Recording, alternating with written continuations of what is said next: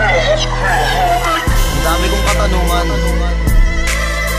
ba't nagkaganto ang mga kabataan? Pati mga magulang na dami sa kanilang mga kalokohan. Kaya nagawa ko itong kantang to, sana magawin ng pagbabago.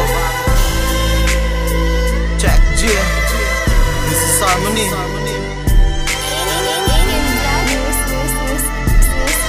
Kabataan ngayon, pakinggan nyo to.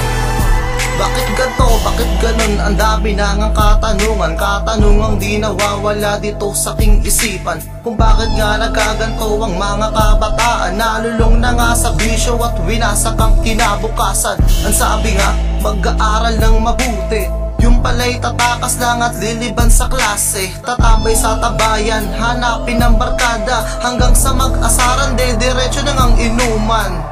Kung ano-ano ang gagawing kalokohan, kahit anong mangyari ay walang pakilamanan. Kahit sila'y bumagsak sa kalang asignatura, basta makasama lang ang bawal na droga. Sino nga ba ang dapat nasisihin? E tayo mismo ang gumagawa ng landas natin. Kaya pakinggan mo ang bawat sinasabi ko. Saan ka nga ba pupunta, sa tama o maling landas? Kabataan, kailan pa tayo magbabago? Kung kailan huli na ang lahat, pangako mo'y napako. Hindi pa itong huli, para tayo ay magsisi. Meron pa tayong Diyos, humarap na nga sa ating sarili. Kabataan, sana magkaroon ng pagbabago, nang hindi naman masadlak sa kahirapan ng buhay na to. Iwasan ang bisyo at tayo ay magbago, nang masabi ng magulang, anak, proud kami sa'yo. Kaya sa kabataan, pakinggan na niyong malaman, nang hindi naman maging pabigat dito sa alipunan. May kasabihan pa nga ang bawat Pilipino, ang kabataan ang tanging pag-asa ng ating bayan. E paano magiging pag-asa kung wala namang silbi? Nakatambay lang at nag-aadik sa isang tabi. Ba't di nyo subukan papel at lapis ang hawakan?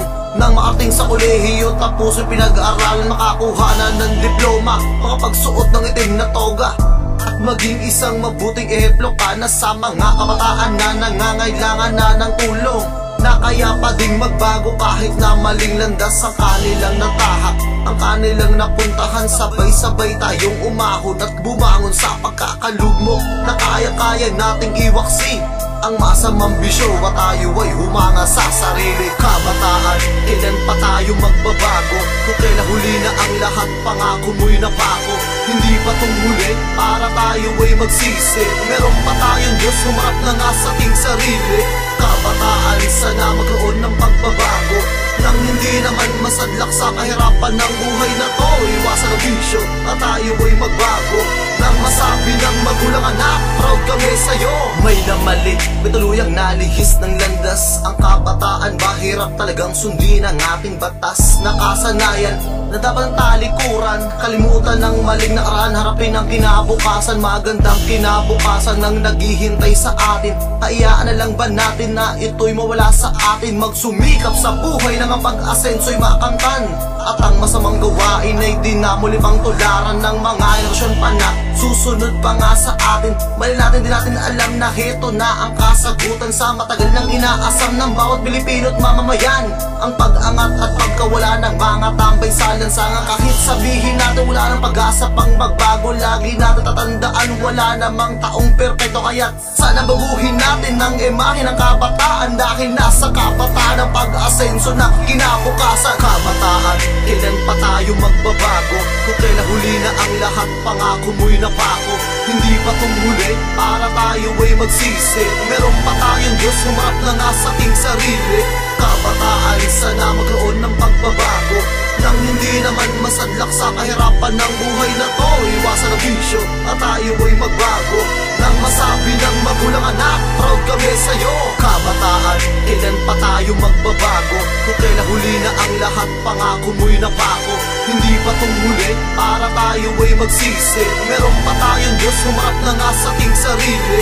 Kabataan, sana magkaroon ng pagbabago, nang hindi naman masadlak sa kahirapan ng buhay na to. Iwasan ang bisyo at tayo ay magbago, nang masabi ng magulang, anak, proud kami sa'yo. Kabataan, kailan pa tayo magbabago? Kung kailan huli na ang lahat, pangako mo'y napako. Hindi pa itong huli, para tayo ay magsisi. Meron pa tayong Diyos, humarap na nga sa ating sarili. Kabataan, sana magkaroon ng pagbabago, nang hindi naman masadlak sa kahirapan ng buhay na to. Iwasan ang bisyo at tayo ay magbago.